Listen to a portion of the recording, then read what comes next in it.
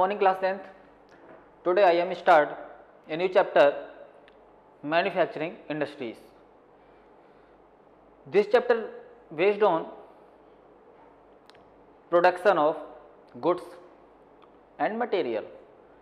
Actually human being जो होता है, इंसान है, उसके पास एक क्षमता होती है कि वो क्या कर सकता है as a intellectual and cultural within the economic capacity के अनुसार वो क्या कर सकता है कि जो नेचुरल रिसोर्स होते हैं उनको चेंज कर सकता है as a product, as a goods, या दूसरे शब्दों में कह सकते हो the process in which man can change the natural resources into the usable condition according to the individual cultural and economic capacity या capability। मतलब इंसान के पास एक क्षमता होती है कि प्रकृति से प्रदान किए हुए रिसोर्सेज को वो अपने अनुसार, अपनी बौद्धिक क्षमता के अनुसार उसको अपने इस्तेमाल की चीज़ों के रूप में बदल सकता है, साथ में वो उसका आर्थिक लाभ लेने के अनुसार भी उसको परिवर्तित कर सकता है। फॉर एग्जाम्पल उसके पास कॉटन सीड्स है। कॉटन सीड्स एक तरीके से नेचुरल वे में पाया जाता है कि भाई उसका एक प्लांट होता है। उस कॉटन सीड्स को वो क्या कर सकता है एज ए रॉ मटेरियल लेके जाता है किसी प्रोडक्शन कंपनी में। प्रोडक्शन कंपनी क्या करती है, अपनी जो टेक्नोलॉजी होती है उससे उसको क्या करती है एज ए प्रोडक्ट के रूप में आपको उस कॉटन सीड से एज ए प्रोडक्ट के रूप में आपको एक क्या देता है, आपको शर्ट दे देता है। सेकेंडरी उसमें से जो उसके सीड्स होते हैं उनसे ऑयल, जो एक तरीके से प्रोडक्शन रिफाइनरी है वो क्या करती है, उसमें से आपका जो एडिबल ऑयल के रूप में चेंज कर देता है। मतलब एक आपका रॉ मटेरियल है क्या, आपका कॉटन, बट उसको दो तरीके से चेंज कर दिया गया। एक ईटेबल ऑयल के रूप में जो कि उसके सीड्स निकलते हैं उससे ईटेबल ऑयल बना दिया गया। दूसरा जो कॉटन थी उससे आपको क्या बना दिया गया, आपके लिए शर्ट बना दिया गया। तो इसने क्या किया, इंसान ने अपनी इंटेलेक्चुअल, अपनी बौद्धिक क्षमता के अनुसार उसको चेंज कर दिया। तो ये कैपेसिटी कहीं ना कहीं इंसान में पाई जाती है। इन इंडिया जो इंडस्ट्रियल आपकी ट्रेडिशंस है are found the Indian valley civilisation. यदि हम इस ट्रेडिशंस की बात करें या इस हम चेंजेबल जो कैपेसिटी की बात करें तो ये जो चेंजेबल कैपेसिटी है हम जो है आपको जो आपका इंडस वैली सिविलाइजेशन है वहाँ से देख सकते हैं कि भाई ये कैपेसिटी हमारे पास आज से नहीं है बल्कि तब से जब इंडस वैली सिविलाइजेशन हमारे यहाँ रही थी या उससे पहले भी रही होगी, बट हमारे पास उसका एक एज ए एग्जाम्पल प्रूव है। इन द टाइम या एट द टाइम हम देखते हैं कि जो है India use to prepare cotton textile. मतलब इंडिया जो है बहुत पहले से कॉटन टेक्सटाइल का इस्तेमाल कर रहा है। ये हमें एग्जाम्पल कहाँ से मिलता है, इंडस वैली सिविलाइजेशन से मिलता है। साथ में एक तरीके से किले से हमारे जो मिट्टी है उससे रिलेटेड आपकी जो है कई यूटेंसिल भी हमें प्राप्त हुई हैं। कहाँ से प्राप्त हुई हैं, आपकी इंडस वैली सिविलाइजेशन से। यूटेंसिल के साथ साथ आपको things of well metal and the जो है आपकी वीड्स मतलब एक तरीके से कह सकते हो ए टाइप ऑफ मनका जिसे बोलते हैं, मोती बोल सकते हो कि भाई उसको क्या है, मेटल के छोटे छोटे मोती प्राप्त हुए हैं जिसमें क्या किया जाता है, जिसमें माला बनाई जाती है जिससे, तो वो भी प्राप्त हुए हैं। तो इससे हमें पता चलता है कि भाई इंडिया जो आज से नहीं बल्कि आपको 18वीं सेंचुरी में देखने को मिला है, ये 18वीं सेंचुरी से नहीं बल्कि बहुत पहले से कहीं ना कहीं हम जो है प्रोडक्शन के मामले में या मैन्युफैक्चरिंग इंडस्ट्रीज़ के मामले में लगातार अपना डेवलप कर रहे थे अपने आप को। फिर 18वीं जो सेंचुरी में हमें क्या देखने को मिला कि इंडिया ने प्रोग्रेस किया और किस तरीके से शिप जो है आपकी शिप बिल्डिंग मतलब जहाज निर्माण में भी आगे आ गया। फिर उसके बाद हमने देखा कि जो है आपका जो एक तरीके से कह सकते एयरक्राफ्ट एक तरीके से उसमें भी आपका देखने को मिला। फिर हम ये भी देखते हैं कि हैंडीक्राफ्ट वगैरह है, आपके कॉटन इंडस्ट्रीज है, इसमें भी इसने कहीं ना कहीं डेवलप किया। बट देखा जाए तो in the beginning of industrial revolution जो देखा गया है वो हमारा कहाँ से शुरू होता है, इंग्लैंड से शुरू होता है। कहाँ से होता है, यूरोपियन कंट्रीज से शुरू होता है मोस्टली जो इंडस्ट्रियल रिवोल्यूशन था। But use to take away raw material, specially जो है रॉ मटेरियल, वो क्या करते थे यहाँ से जब जो रिवोल्यूशन हुआ था उसके लिए रॉ मटेरियल को वो क्या करते थे, आपका एशियन कॉन्टिनेंट से लेकर जाते थे। मतलब take away raw material specially कौन सा आपका कॉटन, यहाँ से कच्चे कॉटन को लेकर यूरोपियन कंट्रीज में जाते थे। They used to follow the policy of selling and goods, उसके बाद manufacturing in the England and higher price in India on Indian market would collapse.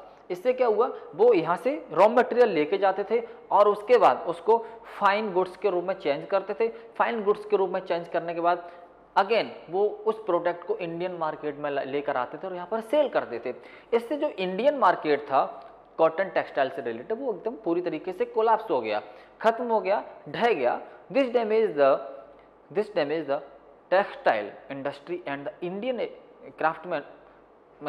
Craftsman India जो है हेवीली, या एक तरीके से कह सकते हो कोलैप्स।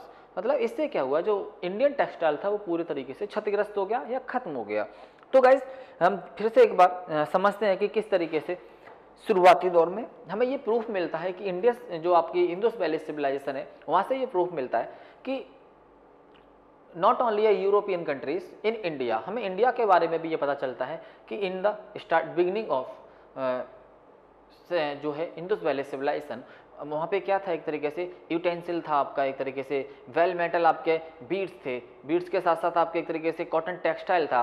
ये इसकी जो मैन्युफैक्चरिंग थी इंडिया में हो रही थी, ये हमें इंडस वैली सिविलाइजेशन से पता चलता है। बट एक्चुअली 18th सेंचुरी से हमें ये पता 18th सेंचुरी में हमें ये पता चलता है कि भाई कहीं ना कहीं जो मोस्टली आपका जो इंडस्ट्रियल रिवॉल्यूशन हुआ था 16th सेंचुरी के आसपास, वो आपका ब्रिटेन में हुआ। ब्रिटेन से एक तरीके से क्या होता था कि जो आपके व्यापारी होते थे या हम कह सकते हैं बिजनेसमैन होते थे, वो क्या करते थे, जो ट्रेडर्स होते थे वो यहाँ से रॉ मटेरियल लेके जाते थे, फिर वहाँ से फाइन गुड्स के रूप में उसको चेंज करते थे, इंडियन मार्केट में उसको सेल करते थे। सेल करने से क्या होता था, जो इंडियन जो एक तरीके से आपके हैंडीक्राफ्ट एक तरीके से या क्राफ्टमैन थे, वो पूरी तरीके से कैसे हो गए, कोलैप्स हो गए। तो ये एक बहुत बड़ी प्रॉब्लम आई थी। तो बट हम देखते हैं कि इम्पोर्टेंसी ऑफ इंडस्ट्रीज़ के बारे में बात करते हैं कि भाई इंडस्ट्रीज़ की जो है इम्पोर्टेंसी क्या होती है।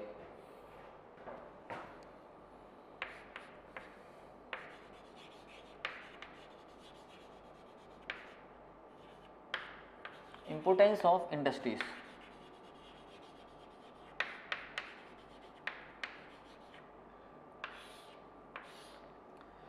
एक्चुअली इंपोर्टेंस ऑफ इंडस्ट्रीज क्या है भाई, इंपोर्टेंस ही तो बहुत ज़्यादा होती है कि कोई भी कंट्री आपका एक तरीके से देखा गया है टुडे, आज के समय में देखो कि कोई भी डेवलप जो है, जहाँ की जिस कंट्री की इंडस्ट्रीज डेवलप होती हैं वो डेवलप कंट्री की जो है रेंज उसमें आ जाता है स्थिति में, और जिस देश की जो है इंडस्ट्रीज आपका लेस डेवलपमेंट है वो जो है एक तरीके से कंट्री आपका डेवलपिंग कंट्रीज में आ जाता है। मतलब जो उसका डेवलप हो रहा है, तो डेवलप्ड कंट्री और डेवलपिंग कंट्री में बहुत ही बड़ा एक तरीके से डिफरेंस होता है। मतलब डेवलप्ड कंट्री वो कंट्री जो अपने आप को एक तरीके से इंडस्ट्रियली कैसा कर सकें, अपने आप को डेवलप कर चुके हैं। इंडस्ट्रियल के साथ साथ आपका वहाँ के जो सिटीजन है वो डेवलप्ड पर्सन के तौर पर जाने जाते हैं। बट डेवलपिंग कंट्री जहाँ पर एक तरीके से आज भी जो है मैन्युफैक्चरिंग कैसा है, कंटिन्यूटी में है, आज भी वहाँ पे डेवलप जो है सब कुछ नहीं हुआ है, सोसाइटी उनकी इनडेवलप है, या एक तरीके से मोरल जो चीज़ें हैं आपकी जो उनको जो यूटिलाइज करते हैं उनकी भी स्थिति कैसी, काफ़ी पुअर है। बट डेवलप कंट्री जो होते हैं उनका ये माना गया है कि जो कंट्रीज़ आपके एक तरीके से इंडस्ट्रियली रूप से डेवलप्ड है वो कंट्री भी कहीं ना कहीं पूरी तरीके से डेवलप माना गया है, क्योंकि हम जानते हैं कि जितना भी एक तरीके से आपका इकोनॉमिकल डेवलपमेंट है वो कहीं ना कहीं आपका इंडस्ट्रीज से ही डेवलप होता है। कहाँ से, आपका इंडस्ट्री। जिस कंट्री के पास जिसकी एक तरीके से इंडस्ट्रीज आपकी डेवलप है वो कहीं ना कहीं एक तरीके से आपका डेवलप कंट्री माना जाता है। क्यों माना जाता है, क्योंकि आपकी जो इकोनॉमी है उसको ग्रोथ देने का कार्य कौन करता है, आपकी इंडस्ट्रीज करती हैं। आपके रॉ मटेरियल को फाइन गुड्स के रूप में चेंज करने का कार्य कौन करता है, आपका इंडस्ट्रीज करती हैं। एक्सपोर्ट कहाँ से होता है, आपका इंडस्ट्रीज से ही होता है। लेबर साथ में एक तरीके से एम्प्लॉयमेंट कहाँ से मिलता है, आपको इंडस्ट्रीज से मिलता है। तो जब टोटली आपका जब एक तरीके से बहुत कुछ आपका जब इंडस्ट्रीज पर डेवलप जो है डिपेंड करता है, तो एक्चुअली जिस देश की जिस कंट्री की इंडस्ट्रीज डेवलप है तो वो कंट्री भी आपका डेवलप ही माना जाएगा।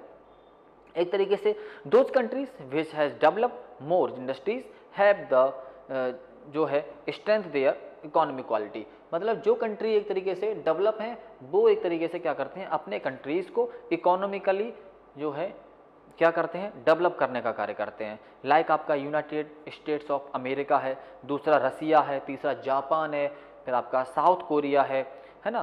तो ये क्या है, एक तरीके से इसकी वजह है prosperous and develop Nations on the basis of their industrial development. इनकी जो प्रॉस्पेरिटी है उसकी वजह है डेवलप प्रॉस्पेरिटी का, यहाँ पे मीनिंग इनका यही है कि ये कंट्रीज एक तरीके से कैसे हैं, देयर इंडस्ट्रियल डेवलपमेंट, मतलब वहाँ इंडस्ट्रियल रूप से क्या हो चुका है, डेवलपमेंट हो चुका है गाइस। तो जो कंट्रीज एक तरीके से इंडस्ट्रियल रूप से जो है डेवलप नहीं है, मतलब neither not develop are less development are not the capable to the natural resource into changing into the goods, ऐसे कंट्रीज जो एक तरीके से इनडेवलप है वो अपने नेचुरल रिसोर्स को किसी गुड्स में चेंज करने के काबिल नहीं है, तो वो क्या करते हैं, अपने रिसोर्सेज को क्या करते हैं, सेल करते हैं, है ना। तो हाइगर प्राइस चीपर प्राइस पर अपने रिसोर्सेज को सेल करते हैं और उससे एक तरीके से फिर उस सेलिंग जो आपका रॉ मटेरियल है उससे जो प्रोडक्ट बनकर आते हैं उनको हाइगर प्राइस पर क्या करते हैं, वो जो है खरीदने का कार्य करते हैं। तो मैन्युफैक्चरिंग इंडस्ट्री एक तरीके से क्या contribute about 29% of the national production of India. इस वजह से हम जानते हैं कि लगभग इंडिया की यदि हम बात करें तो लगभग आपका 29% जो है एक तरीके से शेयर जो है आपका किसका है, इंडस्ट्रीज का है।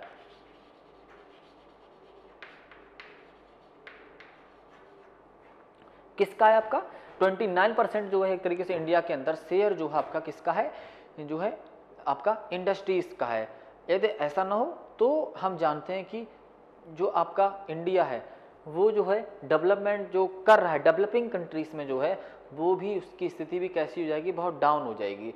तो यदि हम किसी भी कंट्रीज के लिए इंडस्ट्रीज की बात करें तो ये क्या एक तरीके से आपका मेन फैक्ट है कि भाई जिस देश की कंट्रीज की इंडस्ट्रीज डेवलप है वो देश भी डेवलप है, और जिस देश की इंडस्ट्रीज जो है डेवलप नहीं है तो वो देश भी कैसा है, डेवलपिंग कंट्रीज में है। तो हमारा देश अभी किस में, डेवलपिंग कंट्रीज में आता है, क्योंकि यहाँ इंडस्ट्रीज लगभग 29% शेयर है टोटल आपका जो है प्रोडक्शन में, बट यहीं आपका 60% होता, 55% होता तो डेवलपिंग कंट्रीज में आ जाता। आप यूनाइटेड स्टेट ऑफ अमेरिका की बात करें, जापान की बात करें, है ना, जापान के साथ साथ आप साउथ कोरिया की बात करें, जर्मनी की बात करें, है ना, ब्रिटेन, इंग्लैंड की बात करें, तो ये सब डेवलप कंट्रीज है, क्योंकि यहाँ मैन्युफैक्चरिंग जो इंडस्ट्रीज है वो जो है बहुत बड़ा पार्टीशियन एक इकोनॉमिकल जो है कंट्रीब्यूशन देने का कार्य करते हैं किसी भी कंट्री में, तो इसलिए वो लोग काफ़ी डेवलप माने जाते हैं। अब आता है the administrative policy of British rules broke the backbone of the Indian industrial structure. Actually यदि हम इंडियन जो आपका स्ट्रक्चर की बात करें, इंडस्ट्रियल स्ट्रक्चर की बात करें, तो इन 18वीं सेंचुरी के आसपास हम जानते हैं कि हम स्लेव्स थे किसके, ब्रिटेन के। तो ब्रिटेन के स्लेव्स होने की वजह से उनकी जो एडमिनिस्ट्रेटिव पॉलिसी थी, एडमिनिस्ट्रेटिव जो पॉलिसीज थी इंडिया के प्रति, उसने क्या किया था, इंडियन इंडस्ट्रीज की जो बैकबोन थी उसको तोड़ने का काम किया था। क्या किया था, तोड़ने का काम किया था, मतलब उस समय की बात है 18वीं सेंचुरी के आसपास। तो हम कहीं ना कहीं उस वजह से भी पिछड़ गए थे। फिर ड्यूरिंग द स्लेव टाइम, मतलब उस समय क्या था, आपका गुलामी का दौर था, तो मॉडर्न जो एक तरीके से मेथड था वो हमने इंडिया में स्टार्ट नहीं कर पाया, और हमने लगभग शुरुआत करने की कोशिश भी की, तो वो कब शुरुआत की, 1853 में, बट एक तरीके से वो फेलियर साबित हुआ। बट एक्चुअली देखा जाए तो आपकी जो एक कह सकते हो जो सक्सेसफुल अटेम्प्ट था वो आपका कब था, 1854 इन कॉटन जो है टेक्सटाइल इंडस्ट्री। और ये जो एक तरीके से देखा जाए तो जो आपका क्या था, देखा जाए तो कॉटन टेक्सटाइल इंडस्ट्री में 1854 में हमारा पहली शुरुआत मानी जाती है, 1854 में, किसमें, कॉटन टेक्सटाइल में।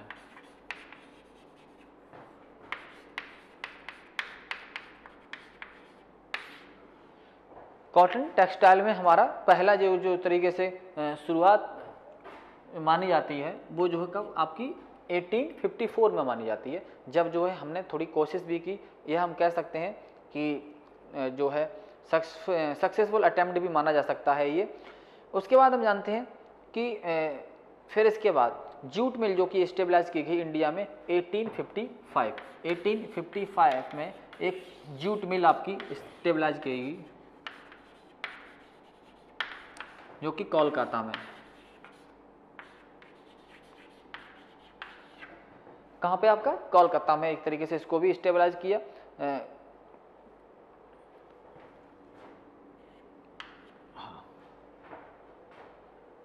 कहाँ पे आपका, कोलकाता में इसको स्टेबलाइज किया गया। उसके बाद 1874 में जो है कुल्टी में एक तरीके से आपका और एक तरीके से बनाया गया था इसको। फिर जूट मिल जो है आपका वो कहाँ पे था, रिसरा में था आपका, जूट मिल कहाँ पे था आपका, रिसरा में। फिर उसके बाद जो एक्चुअली देखा गया है कि जो आपका फर्नेस से रिलेटेड है, आयरन फर्नेस से रिलेटेड जो वर्क था उसकी मानो शुरुआत है। तो ये आपका जो शुरुआत किया गया था वो जमशेदजी टाटा के द्वारा फर्स्ट जो है आयरन मिल को स्टेबलाइज किया गया था।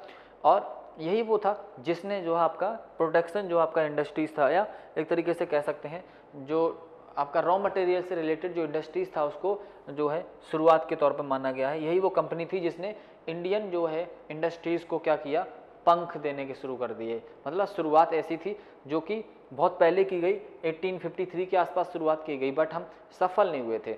बट 1907 ये जो है एक ऐसा दौर था जब जो है टाटा जो है कंपनी जो थी जमशेदपुर, उसको द्वारा इसको फाउंडेड किया गया था Tata iron and steel company के नाम से।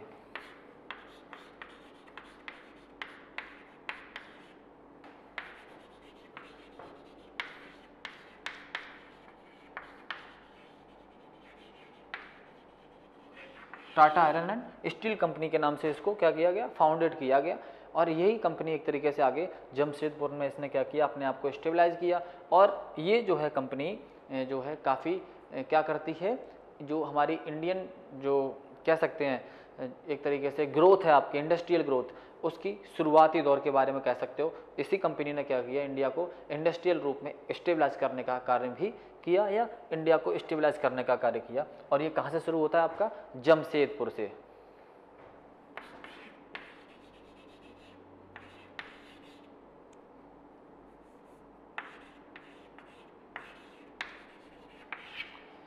जमशेदपुर है ना, Tata iron and steel company, यहाँ से जो है एक तरीके से ग्रोथ शुरू होती है किसकी, इंडियन टेक्स्ट, इंडियन जो है एक तरीके से जो आप मैन्युफैक्चरिंग इंडस्ट्रीज की।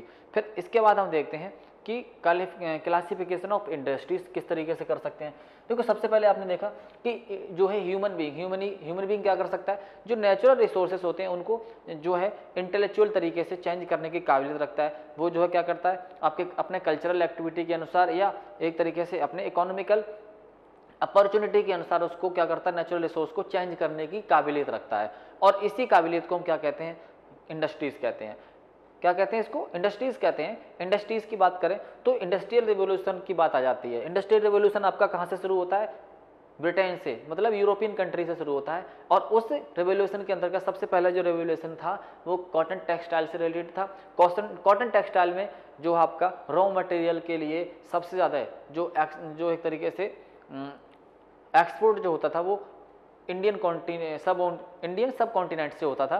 ब्रिटिशर्स यहाँ पर आते थे, रॉ मटेरियल लेके जाते थे, फिर उसको क्या करते थे, फाइन गुड्स के रूप में चेंज करते थे, फिर यहाँ पे सेल करते थे। इससे जो है इंडियन टेक्सटाइल कैसा हो गया था, पूरी तरीके से कोलैप्स हो गया। कोलैप्स होने के बाद जो है फिर यहाँ की जो ब्रिटेन की जो आपकी एडमिनिस्ट्रेटिव पॉलिसी थी वो स्लेवरी के समय हमारे इंडिया पर वो बहुत ही कैसी थी, हमारा जो है हमको एक्सप्लॉइट करने वाली थी, मतलब हमारा शोषण करने वाली थी। बट आफ्टर द जो है कह सकते हो कि इंडिपेंडेंस हमने फिर से शुरुआत की। तो शुरुआत आफ्टर इंडिपेंडेंस हमने कॉटन टेक्सटाइल वगैरह में काफ़ी कुछ अचीव किया। बट बिफोर द इंडिपेंडेंस 1907 से जो है कहीं ना कहीं हमारी जो है इंडस्ट्रियल रूप में जो हमारी पहचान होती है वो शुरू होती है 1907। Tata iron and steel company जो कि जमशेदपुर में इसको स्टेबलाइज किया जाता है, किसके द्वारा, जमशेदजी टाटा के द्वारा गाइस। तो अब देखते हैं कि क्लासिफिकेशन ऑफ इंडस्ट्रीज, हम जो इंडस्ट्रीज हमको किस तरह से क्लासिफिकेशन कर सकते हैं।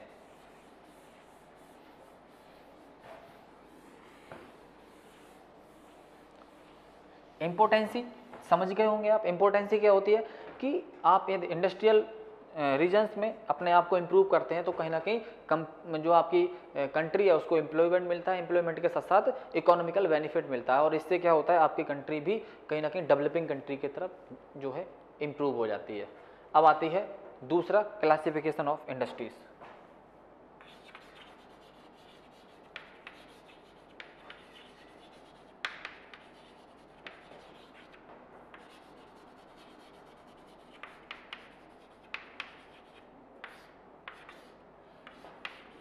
क्लासिफिकेशन ऑफ इंडस्ट्रीज की बात करें तो industries divided as the basis of human labour के हिसाब से इसको क्या कर सकते हैं, हम डिवाइड कर सकते हैं। दूसरा, ऑनरशिप के आधार पर इसको जो है डिवाइड कर सकते हैं। जैसे कैसे कैसे, ह्यूमन के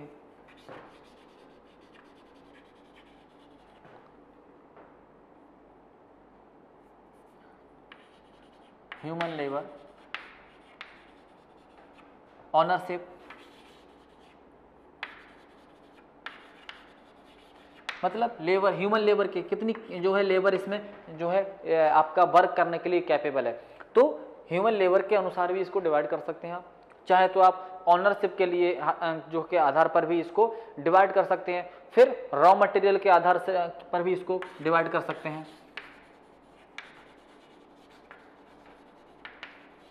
रॉ मटेरियल के आधार पर भी इसको डिवाइड कर सकते हैं कि भाई रॉ मटेरियल के आधार पर, जैसे कि किससे जो है रिलेटेड रॉ मटेरियल है आपका, जैसे कि केमिकल से रिलेटेड है या ग्रेन्स, फूड ग्रेन से रिलेटेड है, या फिर एक तरीके से आपका कॉमर्शियल से रिलेटेड है, फिर या फिर आपका एक तरीके से आपका और भी जो है एक तरीके से मैन्युफैक्चरिंग इंडस्ट्री से रिलेटेड है। इस तरीके से आप इसको चाहो तो डिवाइड कर सकते हो, बट एक तरीके से फिर आप चाहो तो स्मॉल जो है ऑनरशिप के आधार के साथ साथ फिर स्मॉल और बिग स्केल के आधार पर भी डिवाइड कर सकते हो। किसके आधार पर, स्मॉल और बिग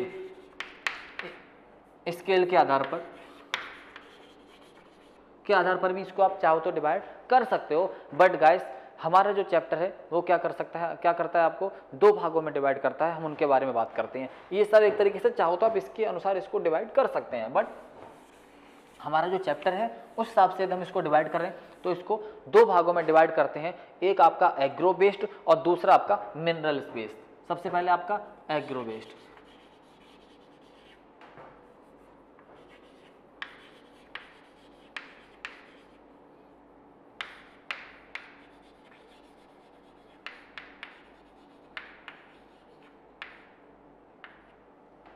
एग्रो बेस्ड, फिर सेकंड आपका minerals based.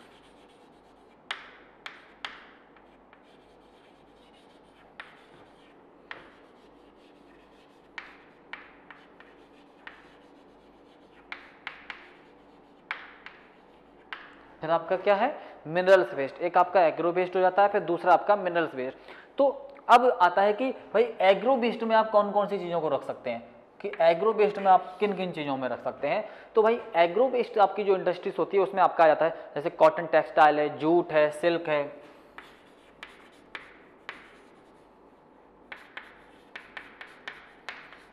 Actually agro based में वो सब आपके एक तरीके से इंडस्ट्रीज से रिलेटेड मटेरियल आ जाता है, रॉ मटेरियल आ जाता है, जो कि कहीं ना कहीं बाई एग्रीकल्चर आपको जो भी आपका रॉ मटेरियल है कहाँ से मिलता है, आपको बाई एग्रो से, मतलब बाई एग्रीकल्चर, जिसको एक तरीके से प्रोड्यूस करना पड़ता है किसके द्वारा, ह्यूमंस के द्वारा। कहाँ से, आपके फील्ड से, बाई सॉयल, एक एज ए क्या उसमें सीड्स के रूप में आपको क्या करना पड़ता है, सोइंग करना पड़ता है, फिर वो एक तरीके से ग्रोथ करता है, ग्रोथ के बाद वो आपके घर तक पहुंचता है।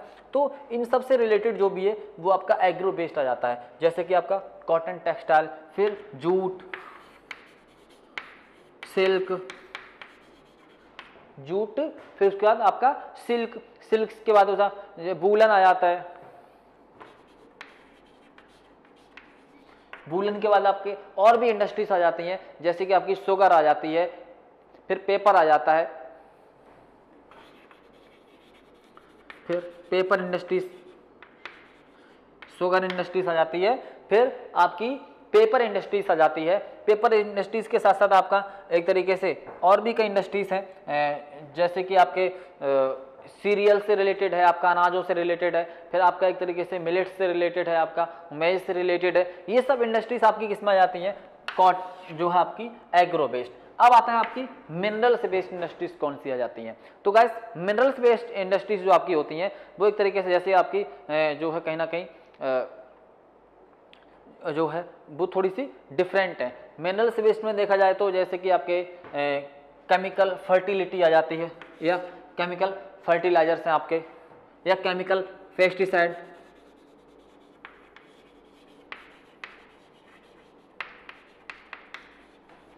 क्या आ जाता है आपका, जैसे कि आपके केमिकल पेस्टिसाइड्स आपके आ जाते हैं, किसमें, आपके मिनरल्स बेस्ड में।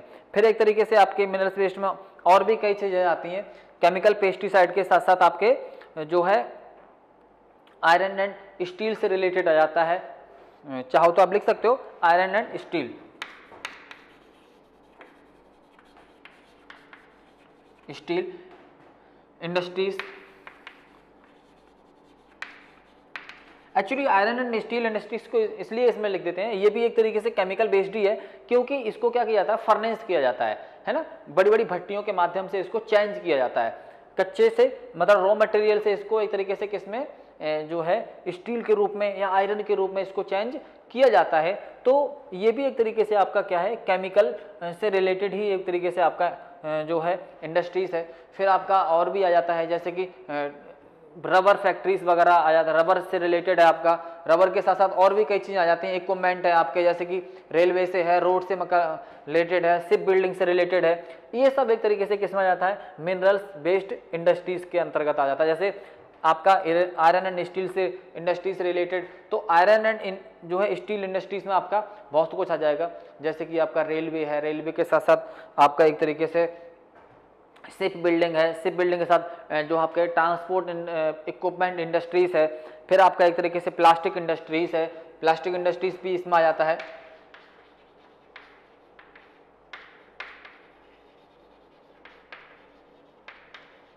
प्लास्टिक इंडस्ट्रीज आ जाता है। प्लास्टिक इंडस्ट्री के साथ साथ कॉपर आपकी रिफाइनिंग है ना, कॉपर से रिलेटेड रिफाइनिंग जो की जाती है।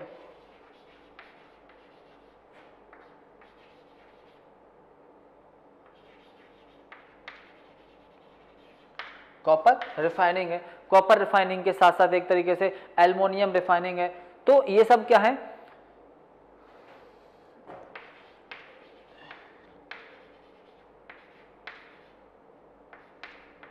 एल्युमिनियम रिफाइनिंग आ जाता है आपकी।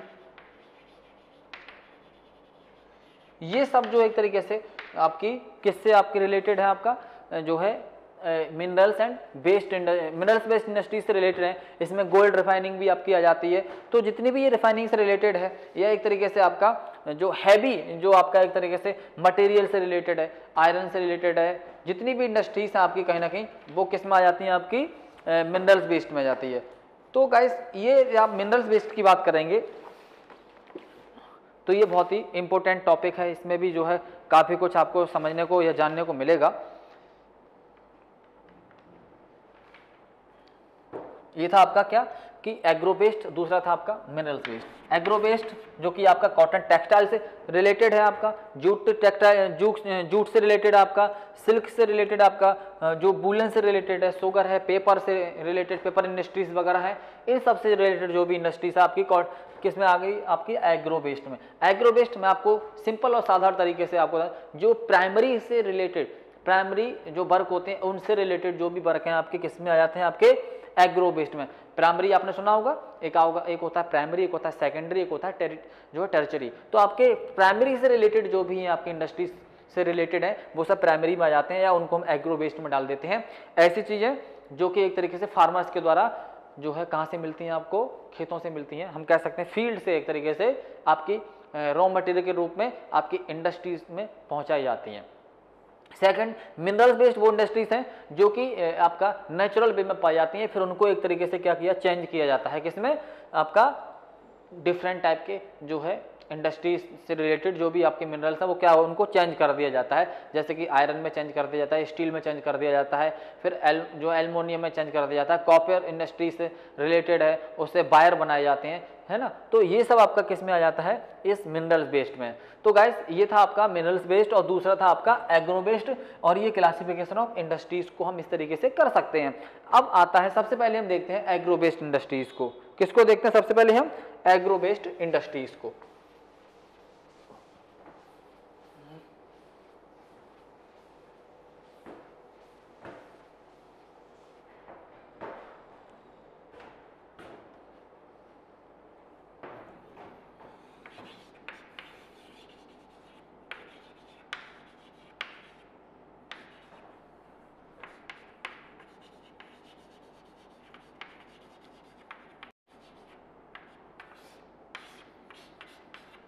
सबसे पहले हम किसको देखते हैं, एग्रो बेस्ड इंडस्ट्री को। एक्चुअली यदि हम एग्रो बेस्ड इंडस्ट्रीज की बात करें तो लगभग आपको एक तरीके से ये वन ऑफ द इम्पोर्टेंट क्या है आपकी इंडस्ट्री है इंडिया की, जो सबसे ज़्यादा जो है एम्प्लॉयमेंट क्रिएट करती है। क्या करती है, सबसे ज़्यादा एम्प्लॉयमेंट क्रिएट करती है। कौन सी आपकी एग्रो बेस्ड जो इंडस्ट्रीज, जिसमें क्या है आपका फर्स्ट आपका कॉटन टेक्सटाइल।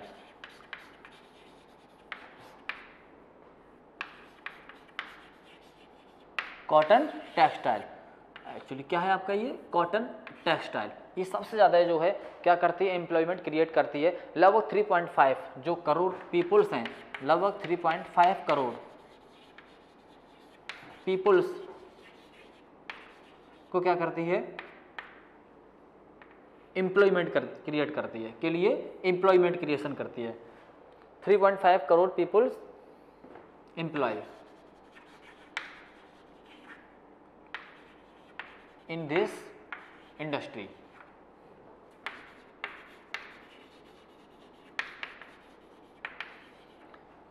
लगभग ये आपके 3.5 करोड़ पीपल्स को एम्प्लॉय के रूप में क्या करती है, अपने साथ ऐड करती है। फिर एक तरीके से कॉटन टेक्सटाइल जो इंडस्ट्री है, ये एक तरीके से क्या करती है, मैक्सिमम आपका जो एम्प्लॉयमेंट है उसको क्रिएट करती है। क्या करती है, एक तरीके से मैक्सिमम एम्प्लॉयमेंट क्रिएट करती है। दूसरी बात,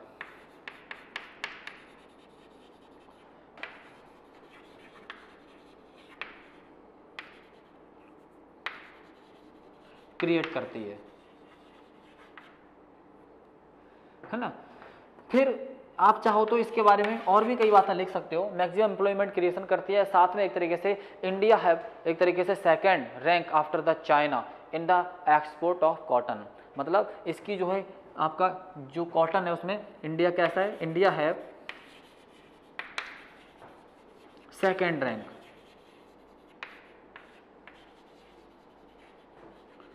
in export after China.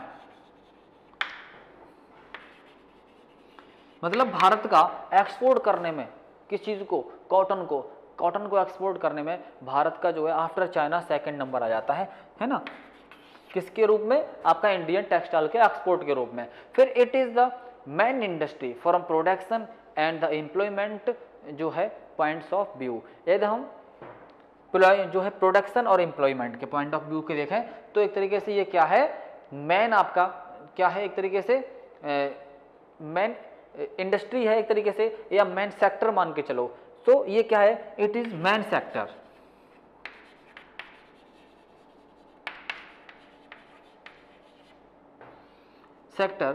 To provide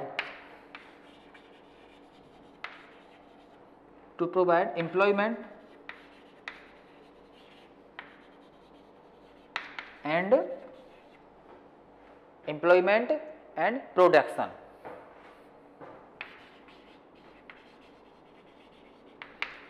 कौन, आपका कॉटन टेक्सटाइल इंडस्ट्रीज की बात चल रही है। फिर first cotton was stabilised in the Mumbai thereafter Solapur mills.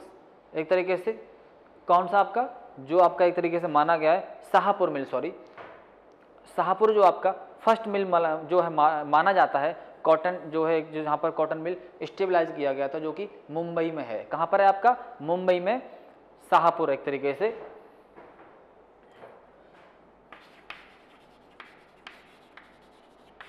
First mill stabilise.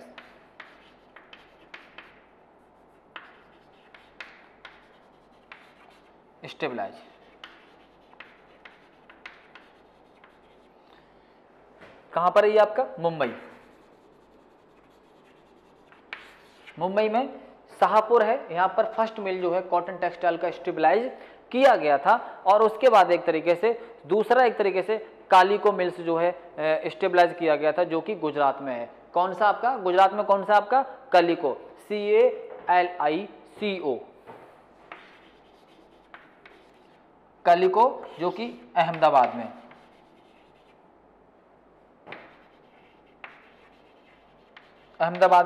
Stabilise किया गया था, जो कि गुजरात में है,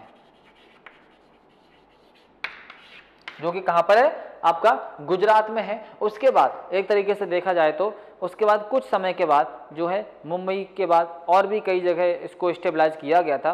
बट आज के समय में यदि हम बात करें तो कॉटन टेक्सटाइल प्रोडक्शन के मामले में जो आपका अहमदाबाद है उसको एक तरीके से मैनचेस्टर ऑफ ईस्ट बोला जाता है। क्या बोला जाता है अहमदाबाद को? Manchester of east.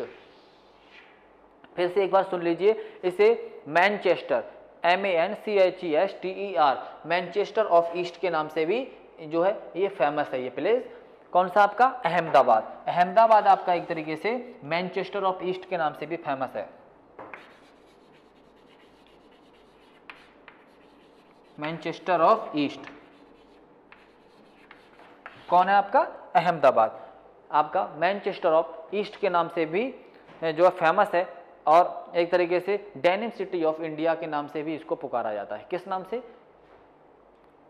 He is famous as a name of denim city of India या मैनचेस्टर ऑफ ईस्ट, इन दोनों के नाम से भी ये बहुत ही फेमस है। और इसकी वजह है क्योंकि more than place have a cotton textile industries. ज़्यादातर जो यहाँ पे प्लेसेस पाए गए हैं वहाँ पर कॉटन टेक्सटाइल इंडस्ट्रीज़ को बहुत बड़े पैमाने पे एक्सटेंडेड किया गया है, मतलब यहाँ पे फैलाया गया है। लाइक आपका पोरबंदर है, भावनगर है, आपका राजकोट है। फिर ये सब प्लेसेस ऐसे हैं जो कि बहुत ही अधिक जो है टेक्सटाइल इंडस्ट्रीज़ को क्या करते हैं? एक्सटेंडेड करने का कार्य करते हैं। और उसकी वजह है कि यहाँ पे जो है एक तरीके से बहुत ही चीपेस्ट जो है प्राइस में कॉटन आसानी से मिल जाता है। जो रॉ मटेरियल है वो आसानी से यहाँ मिल जाता है। तो इस वजह से दूसरा इलेक्ट्रिसिटी जो प्रोवाइडेड है वो जो यहाँ पे बहुत ही आसानी से है, इलेक्ट्रिसिटी बहुत आसानी से प्रोवाइड हो जाती है। तो today cotton textile industry is facing it जो है tough competition due to the factor of like industrial revolution, फिर supply of best variety of cotton and the use of old एक तरीके से old machines, irregular electricity supply, competition from the artificial fibre. इन सब की वजह से देखा जाए तो आज जो आपका कॉटन टेक्सटाइल है उसको कैसी काफ़ी कुछ कंपटीशन झेलनी पड़ रही है या कई तरीके की प्रॉब्लम्स फेस करनी पड़ रही है। तो इसके वजह ये भी एक तरीके से क्या है, इसकी एक तरीके से इसमें आने वाले चेंजेस की बहुत बड़ी वजह है। सबसे पहले तो आप देख लेते हैं कि क्या क्या चेंजेस एक तरीके से आज कॉटन इंडस्ट्रीज है वो क्या चीज़ें एक तरीके से फेसिंग कर रही हैं।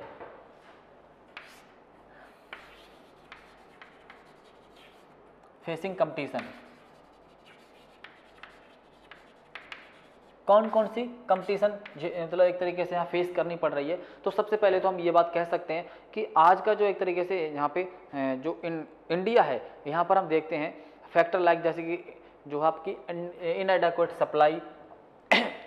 सप्लाई ऑफ जो है वैरायटी ऑफ कॉटन। सबसे पहले क्या है? इनएडेक्वेट सप्लाई है।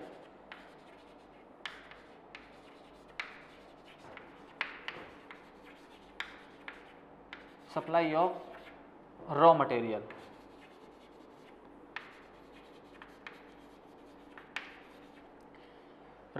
वैरायटी मतलब एक तरीके से फाइन जो आपका कॉटन है उसकी जो प्रोडक्टिविटी है वो काफ़ी कैसी है? लो है। तो इस वजह से कहीं ना कहीं रॉ मटेरियल की जो वैरायटी है वो कैसी है? आपकी इनएडेक्वेट है। तो ये एक बहुत बड़ी प्रॉब्लम फेस करनी पड़ रही है। फिर से एक तरीके से सेकेंडरी एक तरीके से ओल्ड मशीनरी, एक्चुअली यहाँ पर जो मशीनरी है वो ओल्ड है।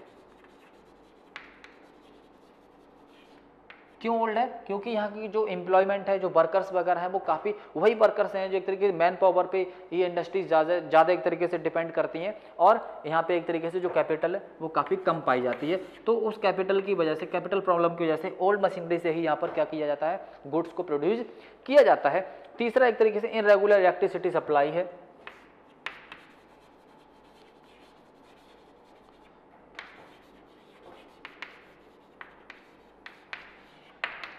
इनरेगुलर इलेक्ट्रिसिटी की भी एक बहुत बड़ी वजह है जो कि आपका इस वजह से भी आपकी जो कंपटीशन है वो आपको देखने को मिलता है बहुत कुछ। फिर आपका एक तरीके से कंपटीशन फ्रॉम द एक तरीके से आर्टिफिशियल जो एक तरीके से फाइबर है,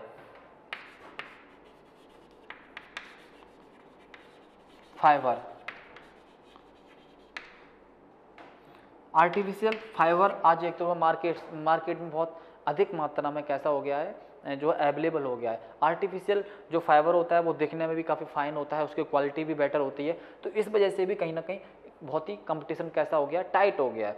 फिर एक तरीके से जो एक क्लॉथ जो है एक तरीके से मार्केट में जो उपलब्ध होते हैं वो कैसे होते हैं, एक तरीके से बहुत ही कम्पिटिटिव होते हैं। तो ऐसी स्थिति में ये जो प्रॉब्लम है इन्हें फेस करना पड़ता है एक कंपटीटर को। इस वजह से भी इसका जो मार्केट है कहीं ना कहीं कैसा होता चला जा रहा है, प्रॉब्लम में पड़ता जा रहा है या प्रॉब्लम क्रिएट होती जा रही है गाइस।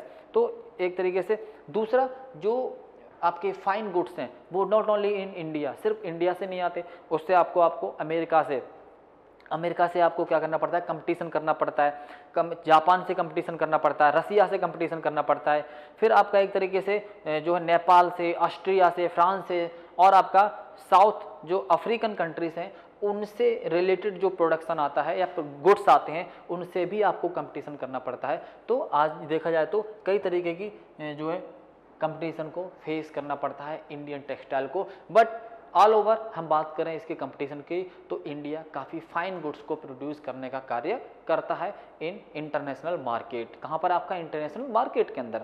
तो गाइस ये किससे रिलेटेड था, आपका कॉटन टेक्सटाइल से रिलेटेड, कि भाई हमें जो है कि एग्रो बेस्ड जो इंडस्ट्रीज है उसमें सबसे मोस्ट इंपॉर्टेंट जो आपका प्लेस है वो किसका है, तो वो है आपका कॉटन टेक्सटाइल इंडस्ट्रीज का। सेकंड आपका नाम आ जाता है किसका, जूट टेक्सटाइल इंडस्ट्रीज। तो वो मैं आपको नेक्स्ट वीडियो में आपको समझाने की कोशिश करता हूँ, उसको नेक्स्ट वीडियो में एक्सप्लेन करने की कोशिश करूंगा। फर्स्ट वीडियो में जो भी आपका एग्रो बेस्ड इंडस्ट्रीज है ये चल रहा है, तो इससे रिलेटेड मैंने आपको सिर्फ कॉटन टेक्सटाइल के बारे में इन्फॉर्मेशन दी है। नेक्स्ट वीडियो में जूट टेक्सटाइल और साथ में सिल्क टेक्सटाइल से रिलेटेड जो इन्फॉर्मेशन होगी उसको मैं देने की कोशिश करूंगा गाइस। तब तक के लिए आप नेक्स्ट वीडियो का वेट कीजिए। धन्यवाद।